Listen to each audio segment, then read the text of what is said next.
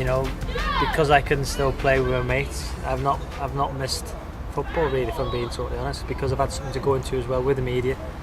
You know, a normal Saturday for me now will be having a cup of tea with Kevin Keegan talking about football, and then the next day doing a 606 show with Mark Chapman or Darren Fletcher talking about football. So, and that'll progress on to commentating the Champions League. So it's not a bad transition really. It's something I've enjoyed.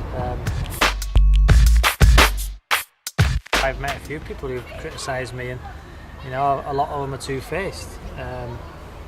You know, but my objective is, you know, I had that with Joey Barton. I had a go at Joey Barton on Match of the Day too. You know, but I spoke to him after that and said this is the reason why, and you take it on the chin. You know, what I don't like is when people criticise you, and then when they see you in a press room or something, don't look you in the eye. For me, if I'm going to criticise somebody, which is part and parcel of their job, I know that now.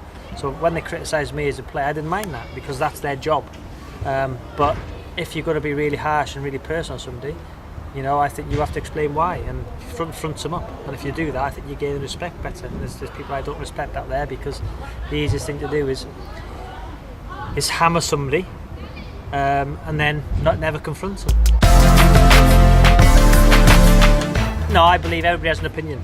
No matter the opinion I took most out of everybody is my father. My father never played football, so there'd be different scenarios, different situations in the pressure cooker of 50,000 people when, you know, you've been there. But I still believe that people who I work with, Darren Fletcher, you know, he never played at level, but his knowledge of football is second to none. So I'm not into all this. If you've never played the game, you haven't got an opinion. I believe everybody has a right of opinion.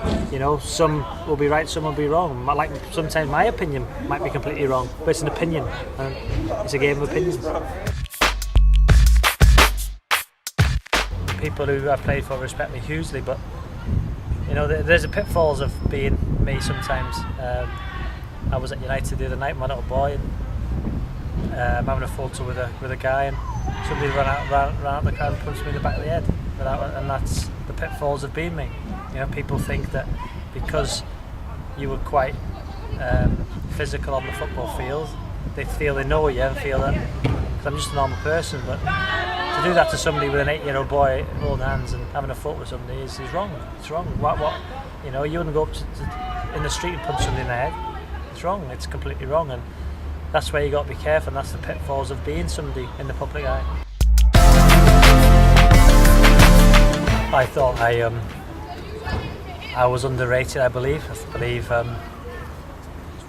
for people to have such an opinion on me, well, you got to look about the people who bought me. You know, Martin O'Neill, Steve Bruce, Mark Hughes. You know, the people I played under. I was at Sir Alex Ferguson, Dario Grani. So it's when people, the easy thing to do is people criticise, not look for the positives. You know, I look at my career as a positive. That the argument to say we think there's in this country 5-6 million people who want to play football. To play in the conference, you have to be a good player because you think how many people miss out. To play in the conference, you've got to be a good player. To play league football, you have to be an exceptional player. To play in the Premiership, you have to be a great player. You know, I played there for 11 years. I'm not saying I'm a great player, but if you think how many people want to achieve to be a footballer at any level, you know, playing the Premier League for 11 years on the run, I don't need to justify myself to people. Yeah, you could say I'd never play for a massive club, but for me, just to play in the Premiership week in, week out, 350 Premier League games, you know, you have to be a very, very good player. Yeah, I wasn't the best, didn't have the most ability in the world, but I had the desire and the heart to succeed. And I think if there's more people like me these days, instead of looking at the financial rewards, you know, we'd have a better place.